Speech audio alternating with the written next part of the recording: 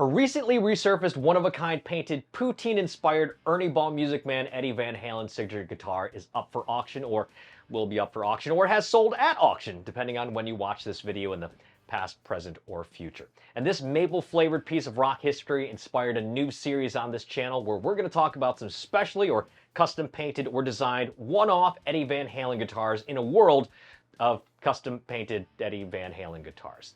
And am I wearing a PV 5150 promotional hockey jersey in Southern California in the middle of the summer to record this? Hell yeah, I am, because this is the most appropriate piece of clothing I could wear for this episode, because we're going to be talking about Eddie Van Halen's Canada Day guitar. I'm Thom Tran, and this is the story behind the strings. All right, we're going to get right into this one, but before we do, please like the video, subscribe to the channel, and stomp on the bell icon to be notified when new episode drops. And remember, once we hit 5,000 subscribers, I'm going to be giving one of you a guitar that I featured on this show. Details about that at the end of this episode. So how do I narrow down just a few custom-painted EVH guitars when a huge part of Ed's legacy embraced individuality and personal creativity? Well, the striped patterns, regardless of the color combination, are synonymous with Ed, and they're kind of all over the place. So I'll be focusing on guitars that are truly unique. Here's how I narrowed it down. Ed must have played it or personally owned it, and it can't be readily or commercially available to the public. And it's got to have a cool story. I'm also excluding the Charvel EVH Art Series guitars that Ed painted and used on tour in the early 2000s because there are dozens of them, and they deserve an entire episode of their own. And if you want an entire episode dedicated to that line of guitars, let me know in the comments below. This is the guitar that inspired this series, the Canada Day guitar. Now, I'm a big fan of Canada, hockey, and poutine, and I grew up in Buffalo, New York, which is basically Canada, and my extended family is Canadian, so this guitar definitely caught my eye. Will I be able to buy this? Hell no, I won't. This custom-painted Ernie Ball Music Man Edward Van Halen signature guitar just resurfaced after 31 years. Now let's quickly go through the specs, which are basically the same as a stock Ernie Ball Music Man Eddie Van Halen guitar, but we'll point out some of the differences.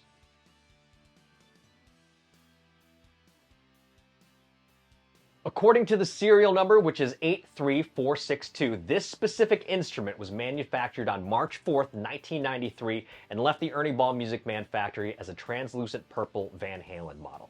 Now, as we talked about in the episode about my custom-painted 5150 striped Ernie Ball model, that era of guitars, and especially that color, was notorious for paint fading. Again, other than the paint job, the rest of the specs are basically stock, meaning it's got a basswood body, DiMarzio custom wound pickups, a Music Man branded Floyd Rose tremolo, a maple 22 medium fret neck with small black dot inlays, and Ernie Ball's patented 4x2 tuner setup. Now, if you want the full in-depth rundown, check out the ultimate comparison video about the Ernie Ball Music Man EVH model, the Axis and the Axis EX, and the link for that is up in the corner somewhere or down in the description. So with that said, let's talk about what makes this guitar special. There can be only one. The body is painted like the Canadian flag, with a large white stripe down the middle of the body with a large red maple leaf in the center, and it's flanked on the left and right by red borders. Because of the red maple leaf in the center of the body, the entire bridge pickup is completely red, and the neck pickup is white with just a touch of red from the tip of one of the maple leaves. It's got a cream binding, pretty typical, but the entire back of the guitar is red and very sexy.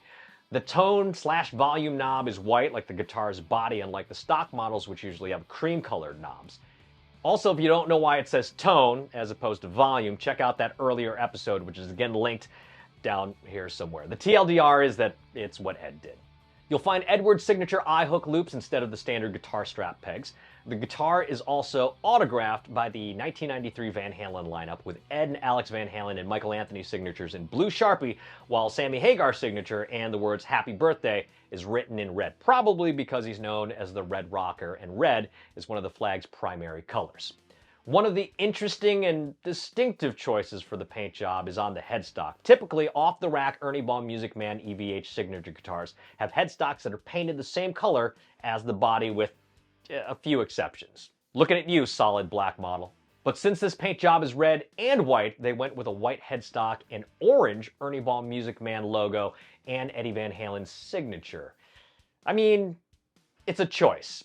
but I think it would have popped better with a red headstock and white logos and signatures. So much so that I did a little Photoshop job. Not bad, I think, but that's a personal preference. Let me know which one you prefer in the comments below.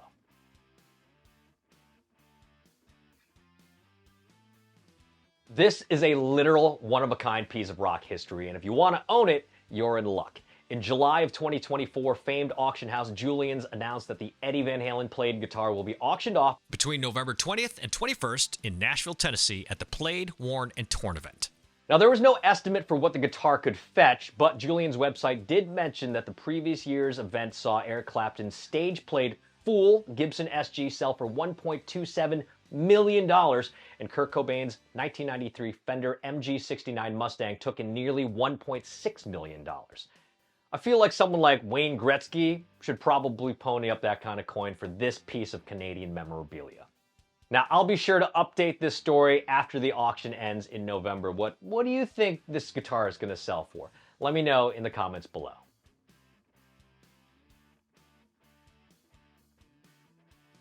All right, quick history lesson. Canada Day is to the Great White North as Independence Day is to the United States, except with fewer hot dog eating contests and more fingers surviving through the night. Ryan Reynolds, please let me know if that's correct. On July 1st, 1867, the British colonies of the province of Canada, which would later separately become known as Ontario and Quebec, along with New Brunswick and Nova Scotia, came together to create one united dominion or territory, which would eventually become the country of Canada.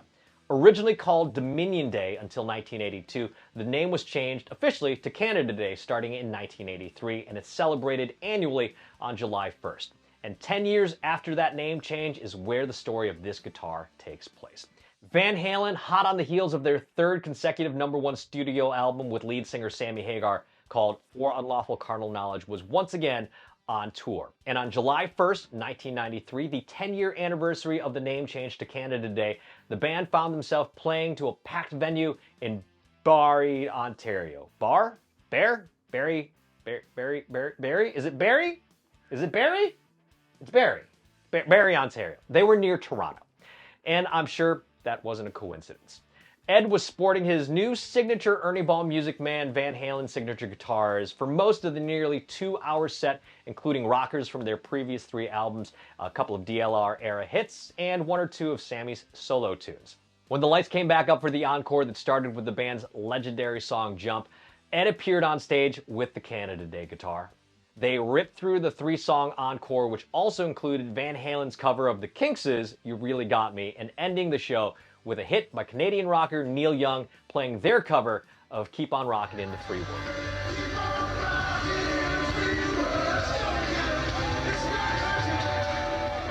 You can watch the entire show on YouTube, although blurry and shaky, probably because it was 1993, and the video camera probably required a crew of 3 people. Probably. Maybe. Probably not. It was before iPhones, that's all that matters. Anyway, the link is going to be in the show notes. After that show, the Canada Day guitar disappeared for 31 years until Julien's announced that it will be auctioned off in November of 2024. Where it's been for the last 3 decades is a mystery, but hopefully we'll get some more info once it sells at auction. There it is, the story behind the strings of Edward Van Halen's Canada Day guitar. Did you know this existed? Do you know any more about it or where it's been for the last 3 decades? Let me know in the comments below. This episode was going to feature several other specially painted Van Halen guitars, but I'm not trying to do a 45-minute episode because that would make the algorithm gods angry. But it has spawned a new category of episodes, so look for more special episodes about Eddie Van Halen's very special one-off design guitars in the future. And if you know of some special one-off EVH guitars with a cool story, let me know in the comments below. Don't forget that I'm giving one of you a guitar once this channel hits 5,000 subscribers, so hit the subscribe button, tell a friend to do the same, like the episode, stomp on the bell icon to be notified when a new episode drops, because it really does help the show get out to more people, and it'll get us that much closer to giving away that guitar. It's also a free way to support the show, but if you've got the means, and you can become a roadie or gear tech or hired gun by becoming a Patreon patron at the link below. You'll also get shout-outs, cool swag, and free tickets to a stand-up show if I'm playing in your area. My stand-up dates are on my website at thomtran.com.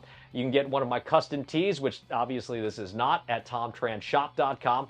Thanks for watching. Keep on rocking in the free world and let the strings tell your story.